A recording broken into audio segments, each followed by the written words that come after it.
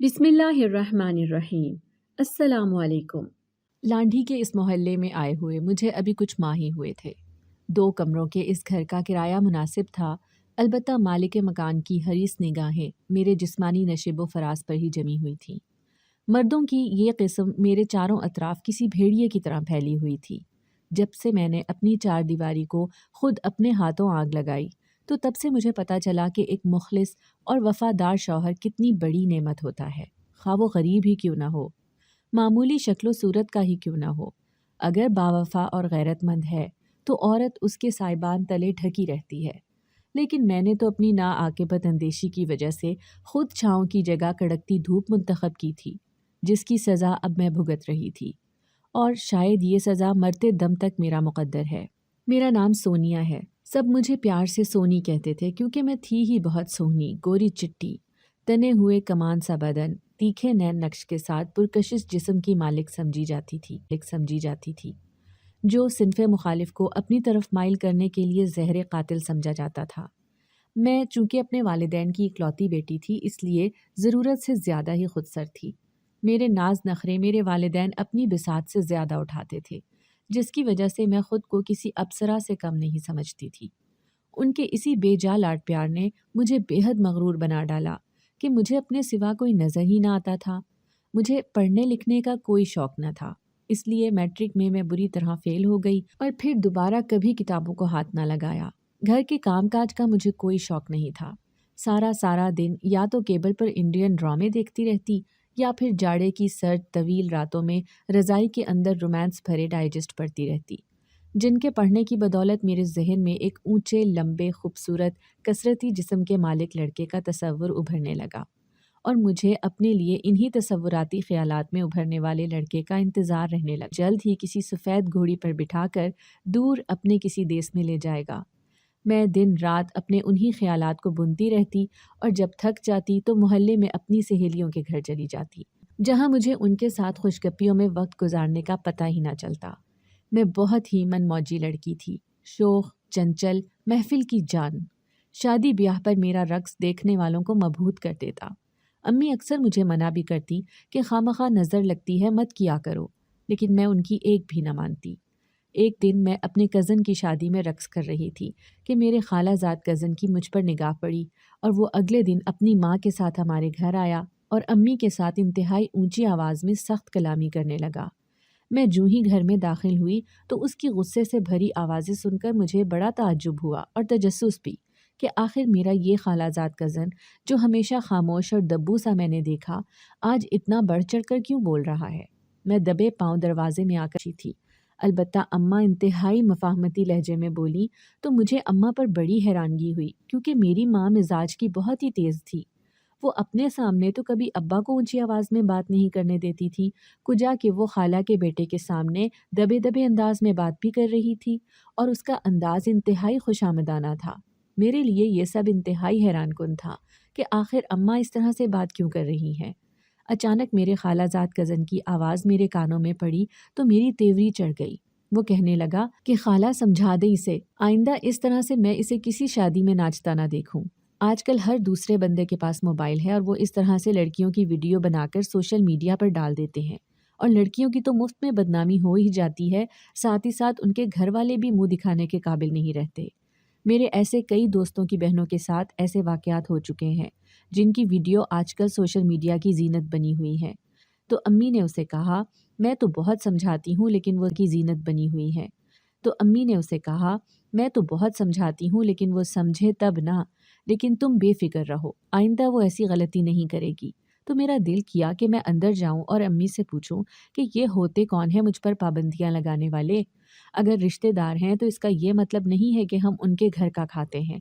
हमारा जो दिल आएगा हम करेंगे, हमें उनसे इजाज़त थोड़ी तलब करनी है। लेकिन मुझे पता था कि अगर मैंने कोई भी तल्ख़ बात अंदर जाकर अम्मी से की तो यकीनन वो मुझे ना सिर्फ मेहमानों के सामने बेइज्जत करके रख देंगी, बल्कि उनके जाने के बाद भी मेरा जीना दो भर कर देंगी। मैं अपनी माँ को बहुत अच्छे से जानती थी, इसलिए पाँव पटकते हुए मैं कमरे में आ गई और मेहमानों के जाने का इंतज़ार करने लगी, लेकिन मेहमान तो जैसे जाने का नाम ही नहीं ले रहे थे।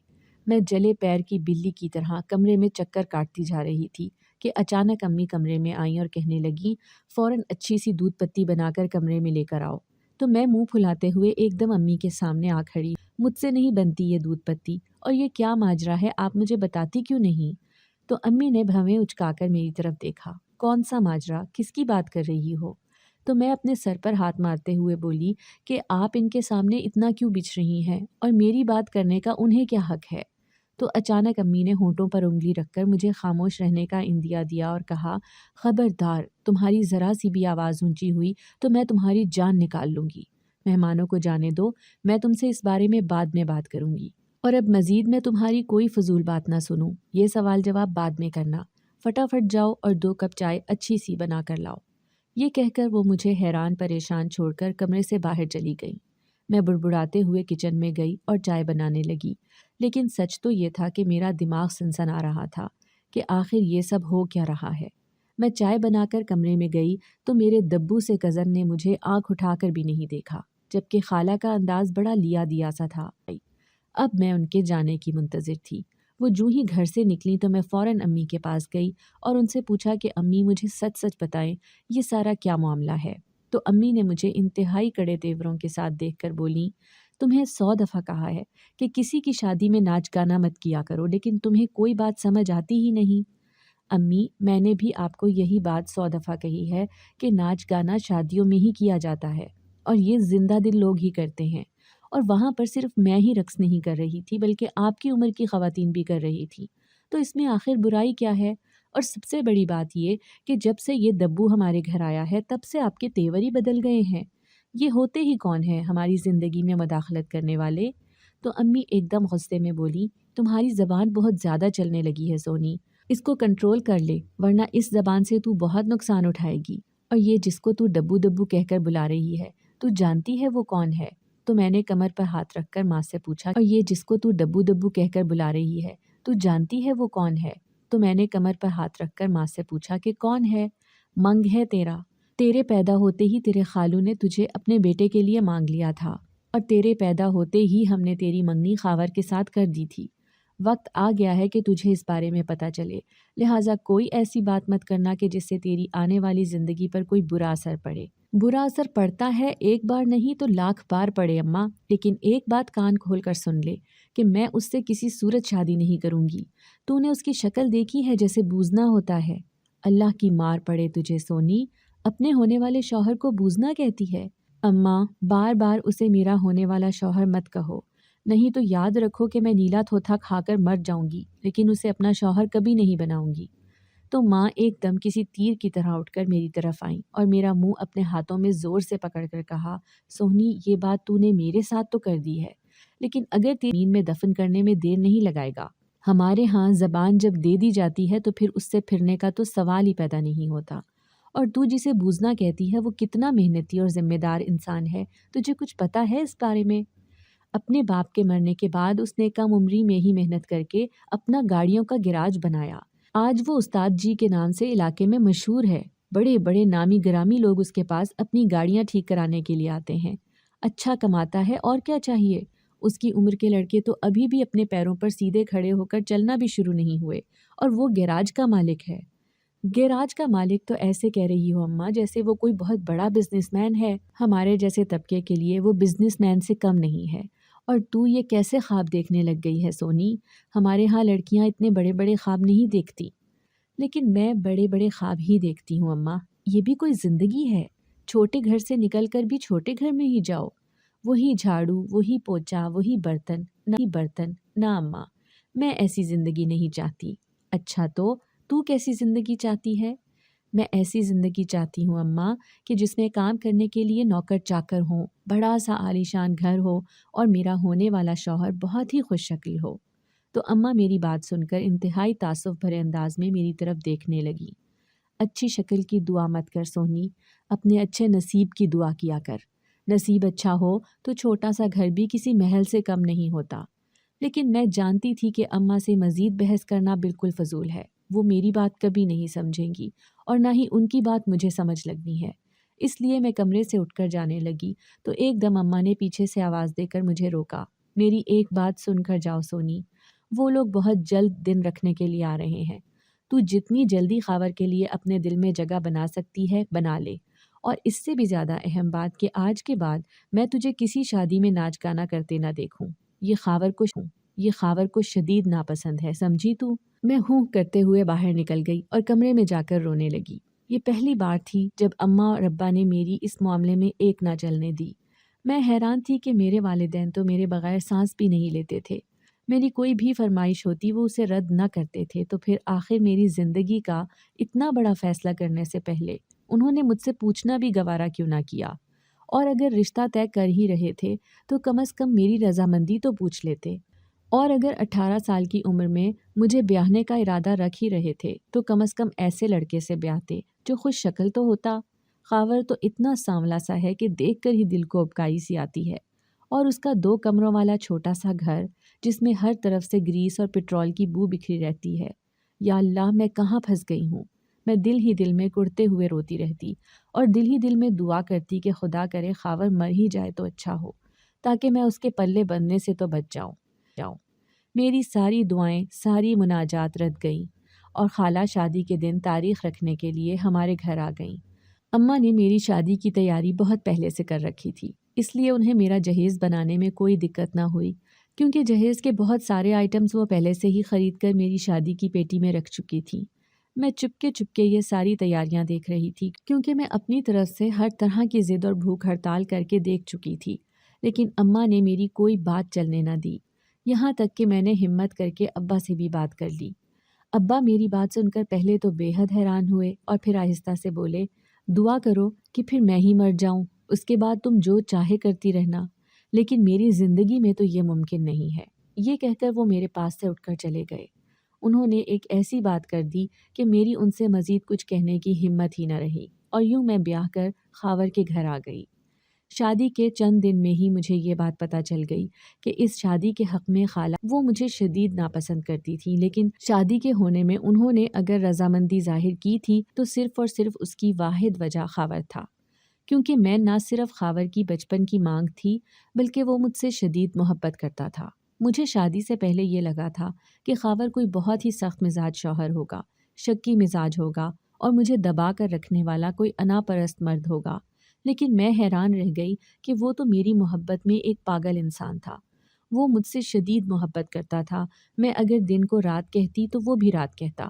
خالہ اسے زن مرید کہنے لگی تھی، لیکن وہ ہنس کر اپنی ماں کی بات برداشت کر جاتا تو میں حیران رہ جاتی کہ وہ اتنے بڑے طعنے کو میری وجہ سے برداشت کر جاتا ہے۔ شادی کے 3 ماہ ہونے والے تھے، لیکن میں نے اب تک گھر کا کام نہیں شروع کیا تھا، حالانکہ خالہ گھر کے کام کاج کی وجہ سے میرے ساتھ اکثر نوک جھونک کرنے لگی تھی۔ تو خاور نے اس کا حل یہ نکالا کہ میری خاطر گھر کے کاموں کے لیے ایک کل وقتی ملازمہ کا انتخاب ہوئی، اور کہنے لگی کہ تم اتنی محنت سے کماتے ہو تو اپنی محنت کی کمائی اس طرح سے کیوں اڑا رہے ہو؟ ہم کوئی بہت امیر کبیر لوگ نہیں ہیں کہ ملازمہ برداشت کر سکیں، اور نہ ہی یہ گھر اتنا بڑا ہے کہ اس کی دیکھ بھال مشکل ہے۔ 2 کمروں کے چھوٹے سے اس گھر میں آخر کام ہی کتنا ہوتا ہے کہ اس کے لیے ہم ملازمہ رکھ لیں؟ تو خاور کہنے لگا کہ اماں، آپ کو اس عمر میں آرام کی ضرورت ہے، اس لیے میں نے ملازمہ کا انتظام کیا ہے۔ تو خالہ اس کے ساتھ لڑ پڑتی، تمہیں میری عمر شادی سے پہلے تو نظر نہ آئی، اس وقت تو تم نے مجھے کبھی آرام کا مشورہ نہیں دیا اور نہ ہی میرے لیے کسی ملازمہ کا انتظام کیا، لیکن تمہاری بیوی جو ہی اپنے نیک قدم لے کر ہمارے گھر اتری ہے تو اسی وقت سے تمہیں ملازمہ کا خیال بھی آ گیا کہ کہیں تمہاری بیوی کے پیروں اور ہاتھوں پر لگی مہندی نہ اتر جائے۔ آفرین ہے تم پر بھائی، ارے ابھی سے اس کو اپنے سر چڑھاؤ گے تو پھر ساری زندگی سر پر ہاتھ رکھ کر روتے رہو گے۔ تو خاور مسکرا کر چپ ہو جاتا۔ خالہ مجھ سے الجھنے لگتی کہ جب سے تم آئی چپ ہو جاتا۔ خالہ مجھ سے الجھنے لگتی کہ جب سے تم آئی ہو اس گھر کی ریت روایت ہی بالکل بدل گئی ہے۔ ارے ہمارے خاندان میں کب کسی نے یوں ہاتھ پیر توڑ کر زندگی گزاری ہے؟ سبھی خواتین اپنے گھروں میں کام کرنا باعث فخر سمجھتی ہیں اور مرد باہر کا نظام سنبھالتے ہیں، لیکن میں خالہ کی باتیں ایک کان سے سن کر دوسرے کان سے باہر نکال دیتی، کیونکہ میں نے خود کو ذہنی طور پر اس گھر میں ایڈجسٹ ہی نہیں کیا تھا۔ میں خاور کی بے پایاں محبت سے بے تحاشا تنگ ہوتی تو دوسری طرف خالہ کے تانے مجھے جینے نہ دیتے۔ ایسے میں اکثر اپنے میکے چلی جاتی اور امی کو باتیں سناتی تو امی پلٹ کر مجھے کہتی کہ سونی، تو بہت ہی ناشکری ہے، تجھے ہیرے جیسا خاوند ملا ہے۔ ارے سچ ہی تو کہتی ہے تیری خالہ، ہمارے خاندان میں کب نوکرانی رکھی گئی ہے؟ इन छोटे छोटे घरों में तो हम औरतें खुद ही झाड़ू पोछा करके वक्त गुजारती रही हैं। सच तो ये है कि जो भी सुनता है कि तुम्हारे शौहर ने घर में तुम्हारे लिए नौकरानी रखी है, तो लोग दांतों तले उंगलियां देने लगे हैं। तू कितनी भाग्यवान है। हम तो सारी जिंदगी मरते मरते भी अपने हाथ से काम ही करते रहे, लेकिन जिंदगी में कभी सुख नाम की चीज ना देखी। और एक तू है कि जाते साथ ही तेरा खामन तुझे सर आंखों पर बिठा रहा है, और तू है कि इतनी नाशुक्री करती है। सच कहूँ सोनी, मैं तेरी ये बातें सुनकर डर जाती हूँ कि कहीं अल्लाह तुझसे ये सारी नेमतें ले ना ले। ऐसे में अम्मी की लंबी चौड़ी नसीहतें सुनने के बाद मैं वहाँ से सर दर्द का बहाना करके उठ जाती। वैसे भी अम्मी मुझे घर में एक रात से ज़्यादा रुकने की इजाज़त न देती, बल्कि वो मुझे अगले दिन खुद ही छोड़ आती। उनकी अजीब ही मंतिक थी। वो मुझे कहती थी कि अपने घर में ज़्यादा से ज़्यादा दिल लगाने की कोशिश किया करो, भाग भाग कर यहाँ मत आओ। अम्मी की उन्हीं बातों की वजह से मुझे बहुत खार आती थी। यही वजह थी कि फिर अपने ही माँ बाप के घर जाने को मेरा दिल न करता। शादी को अभी 1 साल नहीं गुजरा था कि खाला ने औलाद की रट लगाना शुरू कर दी। मैं आ रही थी और मैंने इस सिलसिले में खावर को साफ साफ कह दिया था कि मैं अभी बच्चे नहीं चाहती। मैंने ये बात जानकर खावर से की, शायद वो गुस्से में आए और मुझे तलाक दे दे। भला ऐसी बीवी को कौन रखेगा जो उसकी औलाद ही पैदा ना करना चाहती हो। मैं अपने हर फ़ेल से खावर को ये जताने की कोशिश करती कि मुझे उससे कितनी शदीद नफ़रत है। मेरी नफ़रत में जितना ज़ोर होता वो उतने ही मान से मुझे मोहब्बत देता। वो मेरी ये बात भी मुस्कुराकर बर्दाश्त कर गया और कहने लगा कि मुझे कोई एतराज़ नहीं। लेकिन खाला को थोड़ा थोड़ा शक होने लगा कि शायद मैं जानबूझकर कोई ऐसी दवा खा रही हूँ जिसकी वजह से मेरा हमल नहीं ठहर रहा। इस खदशे का इजहार उन्होंने अम्मी से भी किया, लेकिन अम्मी सब कुछ जानते हुए भी खामोश हो गई, क्योंकि खाला के सामने वो मेरी पोल नहीं खोल सकती थी। खाला पोते पोतियों को खिलाने की आरजू में ही फौत हो गई। उनके इस दुनिया से जाने पर मुझे कोई ख़ास दुख ना हुआ, बल्कि मुझे लगा कि जैसे मेरे पिंजरे का एक दरवाज़ा खुल गया हो। अब मैं मुकम्मल तौर पर उस घर की स्याह सफ़ेद की मालिक थी। मेरा जो दिल करता मैं करती। खावर की तरफ से तो मुझे रोक टोक बिल्कुल ही नहीं थी, वो तो बस मेरी खुशी में खुश रहता। मैं इस छोटे से मोहल्ले से निकलना चाहती थी। मैंने खावर से कहा कि किसी अच्छी सोसाइटी में हमें अब घर लेना चाहिए।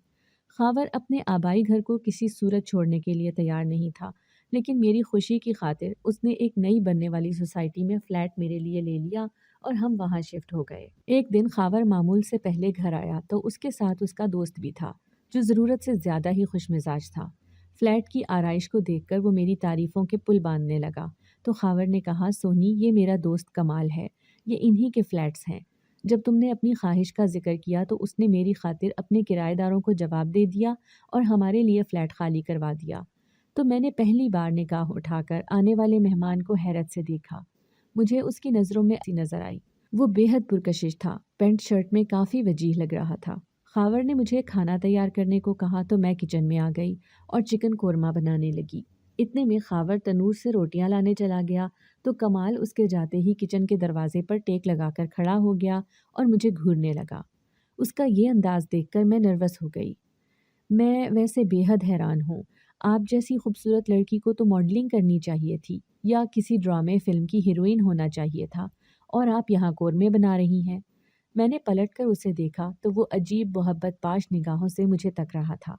एक पल को मेरा दिल पिघला, लेकिन जल्द ही मैंने खुद को संभाल लिया और आहिस्ता से कहा, मैं जहाँ हूँ ठीक हूँ। अरे यहाँ कैसे ठीक है? आप जैसी खूबसूरत लड़की के लिए तो ये जगह नहीं थी। आपके लिए तो महल होना चाहिए। मैं उसकी बात सुनकर ठिठकी, लेकिन उसकी तरफ देखने से गुरेज किया। खाना खाने के बाद वो तो जा चुका था, लेकिन मेरे दिल के तार हिला गया। मेरे मेरे लिए ये जगह नहीं होनी चाहिए थी। मुझे उसका ये जुमला बार बार याद आने लगा तो मेरी हसरतें जैसे जाग सी गईं, जिन्हें मैंने बड़ी मुश्किल से सुलाया था। एक दिन मेरे नंबर पर अनजान कॉल आई तो मैंने जूं ही रिसीव की तो लाइन की दूसरी तरफ कमाल था। उससे बातें करते न जाने कितना वक्त बीत गया, पता ही न चला। फिर ये बातें रोज़ होने लगीं, बल्कि वो अब खावर की गैर मौजूदगी में घर भी आने लगा। वो जान चुका था कि मैं खावर में कोई दिलचस्पी नहीं रखती। यही वजह है कि वो मेरे नज़दीक तर आता चला गया, इतना नज़दीक कि हमारे दरमियान सारे पर्दे गिर गए। हम एक हो गए और फिर मैं कमाल की मोहब्बत में घर से भाग गई। जब इस बात का पता खावर को चला तो वो पागल सा हो गया और मुझे ढूंढने लगा। بالآخر میں خود ہی منظر عام پر آ گئی۔ مجھے لگا کہ وہ مجھے دیکھتے ہی خوب ذلیل کرے گا، لیکن ایسا کچھ نہیں ہوا۔ اس نے خاموشی سے مجھے طلاق دی اور چلا گیا۔ میں حیران ہی رہ گئی کہ یہ سب کتنا آسان ہو گیا۔ تو میری تو خوشی، اماں ابا کو جب خاور سے میری طلاق اور کمال سے شادی کا پتہ چلا تو وہ بہت رنجیدہ ہوئے اور جیتے جی انہوں نے میرے ساتھ سارے تعلق ختم کر ڈالے۔ لیکن میں پھر بھی ان سے ملنے کے لیے جب بھی جاتی تو مجھے وہاں پر خاور بھی دکھائی دیتا۔ وہ اپنے آبائی مکان میں شفٹ ہو گیا تھا، لیکن اس کا حلیہ بالکل فقیروں جیسا تھا۔ پھٹے پرانے سے کپڑے اس کے جسم پر جھول رہے ہوتے اور پیروں میں اکثر جوتی بھی نہ ہوتی۔ اس نے داڑھی بھی رکھ لی تھی جو بڑی بے ترتیب سی تھی۔ شاید وہ کبھی باربر شاپ پر گیا ہی نہیں۔ میں جتنی بار یہاں آئی وہ اپنے کھلے دروازے پر ہی بیٹھا مجھے دکھائی دیا، لیکن نہ جانے خلاؤں میں کیا گھورتا رہتا۔ اماں اور ابا میرے لیے گھر کے دروازے نہیں کھولتے تھے تو میں خاموشی سے وہاں سے چلی آتی۔ شادی کے کچھ ہی عرصے کے بعد کمال مجھ سے اولاد کی ڈیمانڈ کرنے لگا۔ میں بھی اولاد چاہتی تھی، اسی وجہ سے گائنی کے ڈاکٹر سے ریگولر چیک اپ کرواتی کہ اچانک میرے ٹیسٹ کا رزلٹ جب سامنے آیا تو مجھ پر انکشاف ہوا کہ میں بانجھ ہوں۔ میں نے یہ بات کمال سے چھپا لی۔ میں ایک طرف تو اس بات سے پریشان تھی تو دوسری طرف کمال کا بزنس ڈوبنے کی وجہ سے غمزدہ تھی۔ کمال کے فلیٹس گورنمنٹ نے بند کروا دیے کیونکہ وہ سرکاری زمین پر غیر قانونی طور پر بنائے گئے تھے۔ اس کے ساتھ ساتھ کمال کا پارٹنر اس کے بزنس کا سارا پیسہ لے کر بینکاک فرار ہو گیا تھا اور تمام بزنس ڈوب گیا۔ کمال نے اس قدر پریشانی لی کہ اسے فالج ہو گیا اور وہ بستر پر آ پڑا۔ وہ حسین و جمیل مرد جس کی خوبصورتی اور پیسے پر میں پاگل ہو کر فدا ہو گئی تھی، وہ دنوں میں ہڈیوں کا ڈھانچہ بن گیا۔ ہمیں کھانے کے بھی لالے پڑ گئے۔ مجبوراً ہم نے گھر بیچا اور ایک عام سے محلے میں آ گئے۔ میں نے 2 وقت کی روٹی کے لیے فیکٹری میں ملازمت اختیار کر لی اور خاموشی سے فیکٹری اور گھر تک خود کو محدود کر لیا۔ میں محلے میں بڑی نیک نام مشہور ہو گئی کہ میں اپنے خاوند کی بے حد خدمت گزار بیوی ہوں۔ اس معذوری میں بھی نہ صرف اسے سنبھال رہی ہوں بلکہ مزدور کو دیکھا کہ ایک فقیر میرے گھر کے صحن میں کچرا پھینک رہا ہے جس سے بہت بدبو آ رہی ہے۔ میرے منہ سے انتہائی گندی گالیاں نکلیں جسے سن کر محلے والیاں بے حد حیران ہوئیں کہ دیکھنے میں تو یہ کتنی شریف لگتی ہے اور اتنی گندی گالیاں دیتے ہوئے اسے شرم بھی نہیں آتی۔ ایک پل میں ہی ان لوگوں نے مجھے کٹہرے میں لا کھڑا کیا۔ مجھے بہت رونا آیا کہ کہاں تو یہ میری نیک نامی کے گن گاتی تھی اور کہاں آج اتنی سی بات پر مجھے باتیں سنا گئیں۔ پھر یہ سلسلہ یہاں پر ہی ختم نہ ہوا۔ میں اکثر اسی فقیر کو گلی میں آتا جاتا دیکھتی اور ہر بار وہ اسی حرکت کو دہراتا تو میری برداشت کی حد ختم ہو گئی۔ ایک دن میں نے اس کی پھینکی ہوئی تھیلی کچرا کنڈی میں پھینکنے کی بجائے اسی فقیر پر پھینکی تو تھیلی پھٹ گئی اور اندر سے ایسی چیزیں نکلیں کہ میری جان ہتھیلی پر آ گئی۔ میں دوڑ کر گئی اور وہ ساری چیزیں سمیٹ لیں اور تھیلی گھر لے آئی۔ میرا جسم سفید پڑنے لگا کیونکہ تھیلی میں سے میری اور خاور کی شادی کی تصویریں نکلی تھیں جنہیں دیکھ کر میرے سارے زخم ہرے ہو گئے تھے۔ میں نے مین گیٹ کی جھری سے دیکھا تو وہ فقیر آسمان کی طرف دیکھ رہا تھا لیکن انگلی سے اشارہ میرے گھر کی جانب کر کے نہ جانے کیا بڑبڑا رہا تھا۔ تبھی میرے اوسان خطا ہو گئے۔ جب غور سے اس کے چہرے کو دیکھا تو میں اس فقیر کو پہچان گئی۔ وہ خاور تھا، میرا پہلا شوہر، جس نے مجھے دنیا کی تپتی ہوا سے بچا کر گھر کے اندر ہر وہ خوشحالی دینے کی کوشش کی جو ایک باوفا مرد دے سکتا ہے، اور بدلے میں نے اسے کیا دیا۔ اسے اس حال میں دیکھ کر میرے اندر کا احساس ندامت مجھے کچوکے لگانے لگا تو میں سسک پڑی۔ وہ اس حال کو میری وجہ سے پہنچا ہے۔ یہ شاید اس جیسے باوفا مرد کی بد دعائیں ہی تھیں کہ میں آج اس حال کو پہنچی کہ جس زندگی کو حاصل کرنے کے لیے میں نے ہوس کا راستہ اختیار کیا، آج گندگی کے ڈھیر پر ہی بیٹھی ہوں۔ جہاں جہاں سے گزرتی ہوں مردوں کی گندی نگاہیں میرے جسم کا ایکس رے کرتی ہوئی گزرتی ہیں، اور اب تو میرا دوسرا شوہر اس قابل بھی نہیں تھا کہ وہ مجھے ان ہوس بھری نگاہوں سے بچا کر 4 دیواری کے اندر محدود کر سکے۔